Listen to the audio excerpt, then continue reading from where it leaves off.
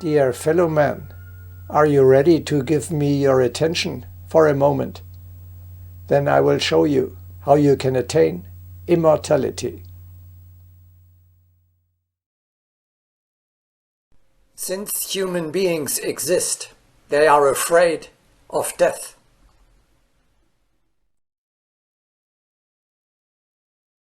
Since human beings exist, they are dreaming of immortality.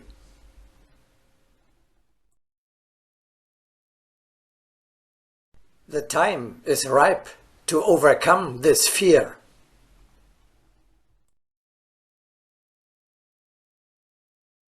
And to realize this dream.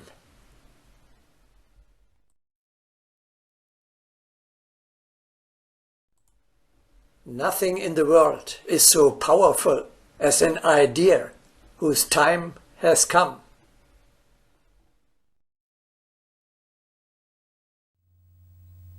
I invite you to take part in a project that will take you personally and humanity as a whole a giant step further in the experiment immortality. Incredible, an impossible undertaking. No, the first immortals are already living among us. All you have to do is imitate them and go the same path they are walking ahead of us.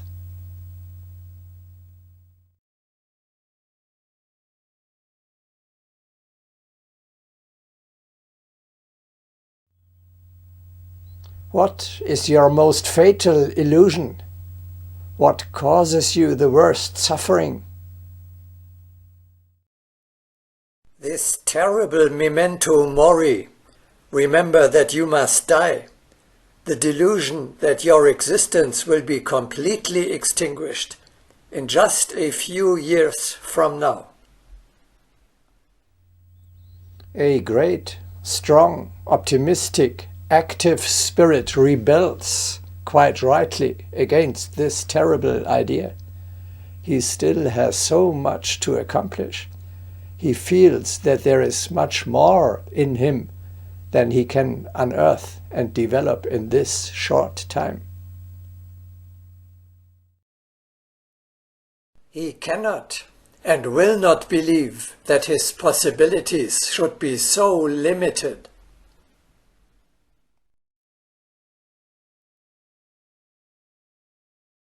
The conviction of our continuity I derive from the concept of activity. For if I continue to work restlessly until my end, nature is obliged to allocate to me another form of existence, if the present one is unable to endure my spirit any longer.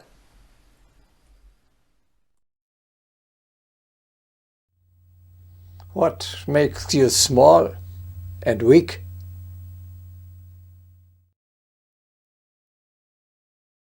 The fear of death.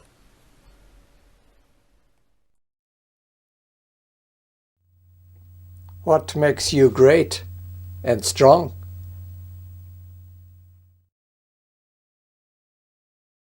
The awareness of your immortality.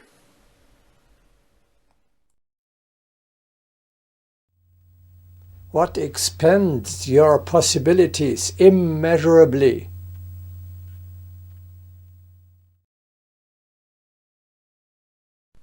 Eternal life.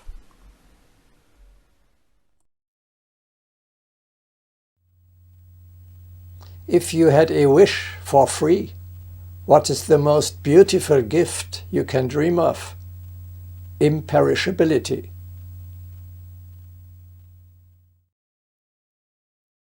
That will be a real improvement of your life. What is the greatest happiness, the most precious wealth, the true greatness, and the highest goal you can achieve?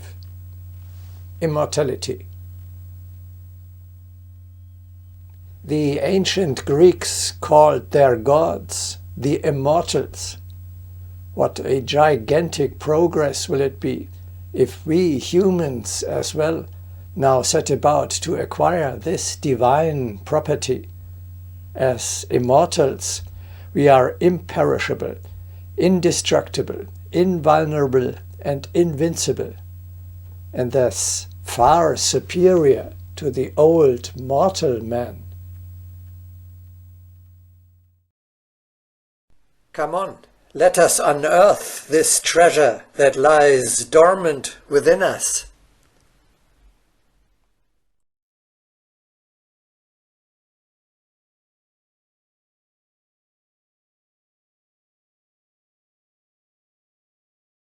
Aha, you think, a miracle healer trying to talk us into his little remedies that are supposed to prolong life? No, wrong guess. Immortality of the body is impossible.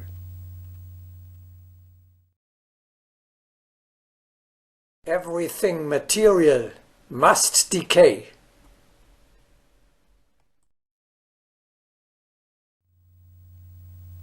There is no getting around this fundamental law of nature. Moreover, no one can seriously wish for the immortality of his frail body, which becomes more and more defective with age. In fact, the older we get, the happier we are to get rid of this wreck soon. Finally, your existence in the higher world after death is of the utmost importance for your further development. Then I don't know what you are talking about. How can I become immortal if it is impossible to prolong life? Because you are still clinging to the old thinking and have in mind the immortality of the body only. I understand even less. What else is there to become immortal?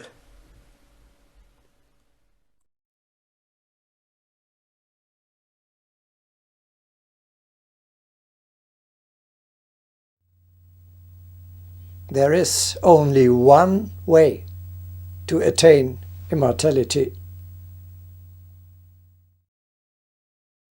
You transform into a being that is non-material and thus not bound by the limitations of matter, time, and space.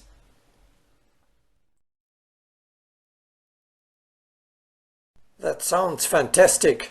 Such a being of spirit doesn't even exist. Yes, it does. You know it. It already lives, and within you yourself. I am referring to your soul. It is not material, not visible, and not tangible. It continues to live after the death of your body. It is immortal.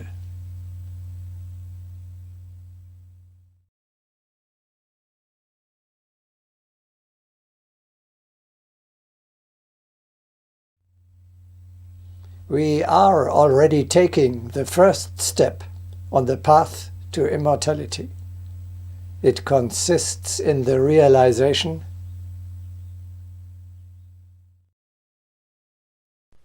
I have a soul.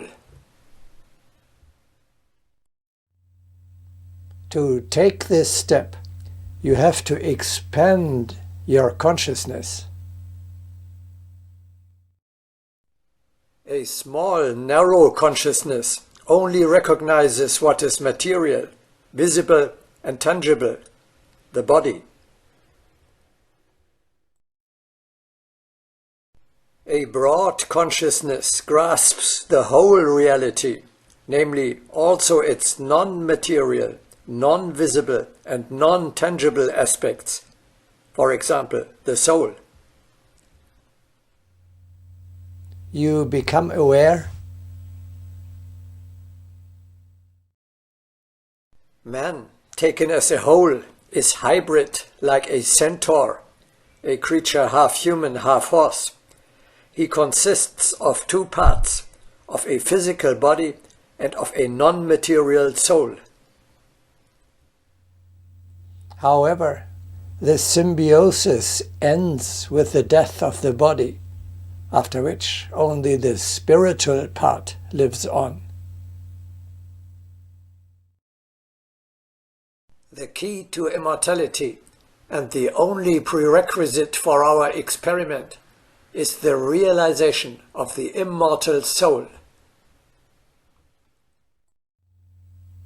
One or the other might object. But I don't believe in the soul and its immortality. Well, this is another story, which we will talk about in detail in one of the following broadcastings. First, let me just say,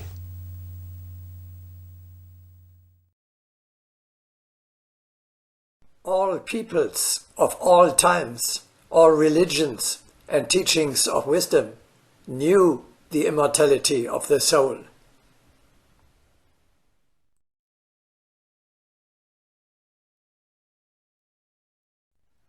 Not one single culture has ever believed that our existence ends completely with death. You must admit, such a universal knowledge is a solid basis for our experiment. You are a devout Christian, Hindu, Muslim or Buddhist. Then you know about life everlasting. Then, after all, you cannot be a mortal. However, it is of no use if you just parrot dogmas that others have set up. You must experience for yourself that you have a soul. Therefore, we will show you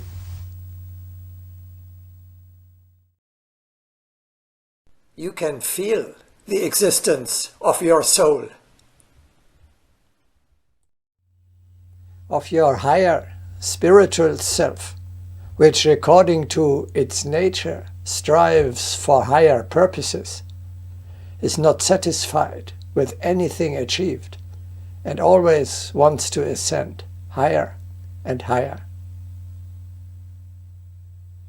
It is sad to see how today's man makes himself small and limits his possibilities by denying the invisible reality.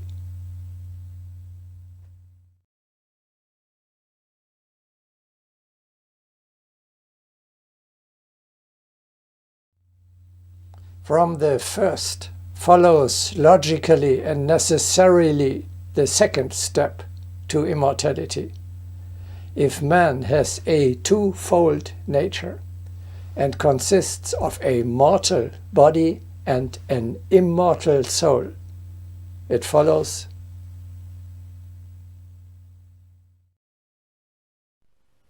you have a choice between two forms of life. One will be dead in 20 or 50 years from now. The other will continue to live afterwards. Which of these two beings do you want to regard as yourself?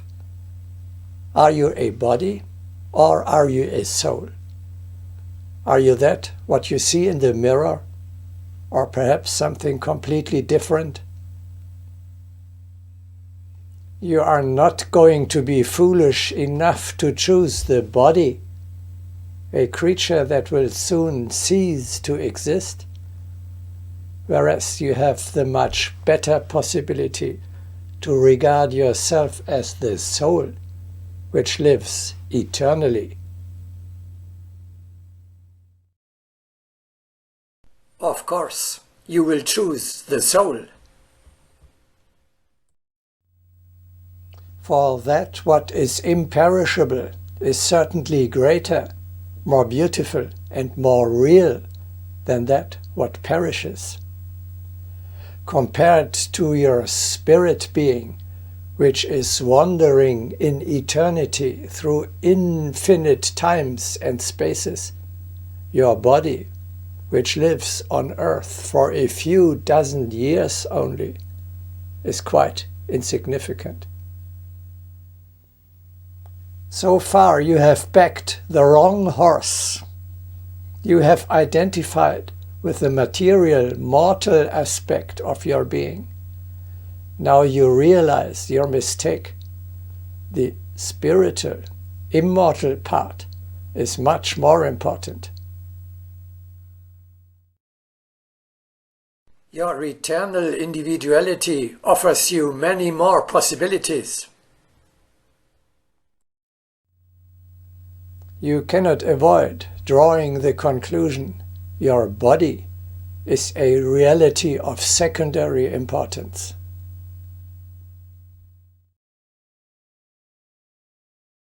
Your true self is your soul.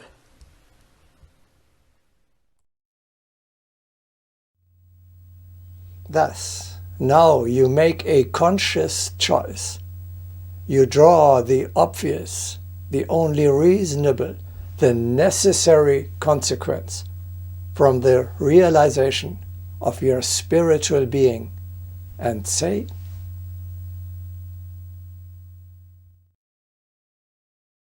I am a soul.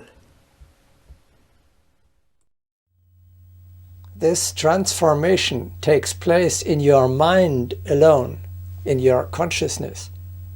You are only one thought step away from immortality. This step is the foundation from which everything else follows. It brings about a true revolution. Man forms a much greater, more beautiful, and more dignified picture of himself. You are a being of spirit. You are non-material. You are invisible. The secret of immortality is of the utmost simplicity. We can sum it up in one single sentence.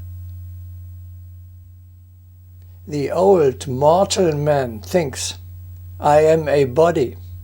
I also have a soul, but I can't really do anything with it. The new immortal man is wiser and realizes,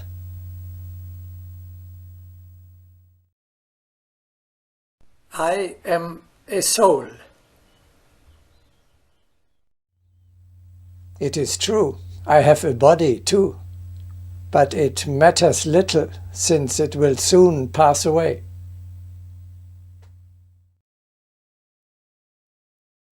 So, to know the real, do not think you have a soul, but the soul has you.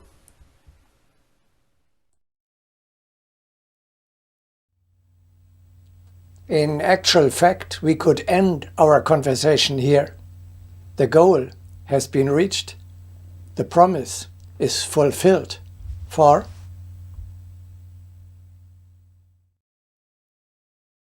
if you are a soul, you are immortal. You just did not know about your greatness, your happiness, and your dignity until today. No, please, let's go on talking. All this is so new to me. I still have so many questions. First of all, if I am a soul, what role then does my body play?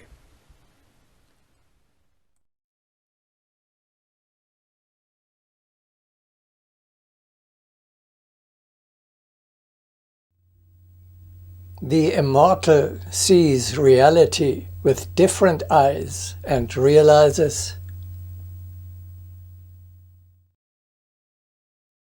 The body is the tool of the soul. Your eternal individuality as a non-material being of spirit cannot appear and work on the physical plane at all without such a vehicle. Just as a deep-sea diver can only descend to the bottom of the sea in a solid diving suit, see through the illusion of matter, your true self is not the outwardly visible shell, the diving suit, but the being that lives invisible from the outside, hidden in this shell, the diver, the soul.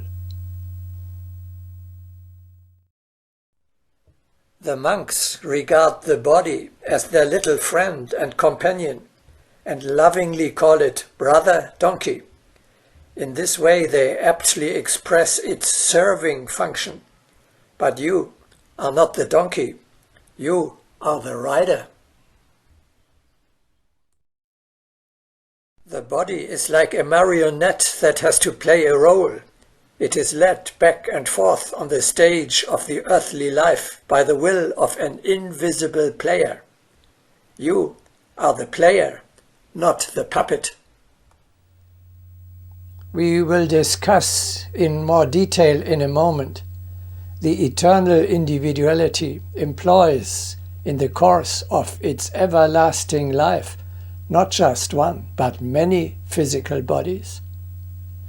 If one has become unusable, the soul will soon be equipped with a new, young and beautiful one. Therefore, the fate of your present body is of little concern. How shall I treat the physical part of my being? Of course, the man of the future maintains his body as a suitable tool by a little training. More attention, however, is not worthwhile for a thing that will soon fall to pieces. Is it not downright ridiculous for the master to pamper and adorn his donkey instead of sprucing himself up? It is far more important that you nurture, heal, exercise, and render great and strong your true imperishable self. If you get into the habit of thinking like this, then your transformation into an immortal is already on the way. That is not enough for me. Just because I think or fancy I am a soul does not mean that I am in reality immortal. Yes, indeed, we have only just completed the first stage of our journey. From here, we have to go further.